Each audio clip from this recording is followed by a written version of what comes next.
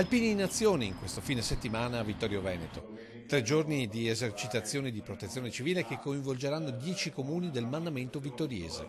È uno degli eventi in preparazione della sfilata triveneta delle Penne Nere che Vittorio Veneto ospiterà dal 15 al 17 giugno.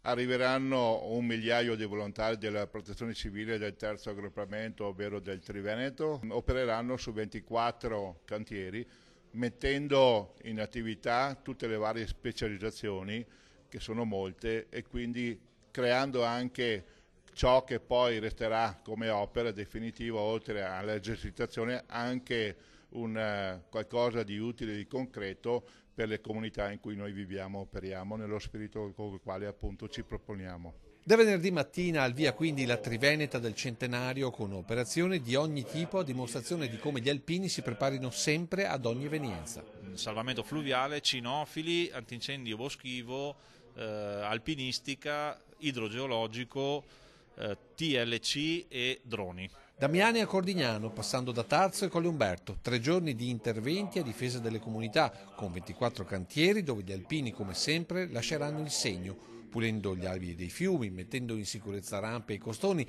ma anche formando gli uomini e le donne di domani. Ci saranno circa 300 alunni che parteciperanno all'attività dei volontari su 3 cantieri legati alla formazione e addestramento.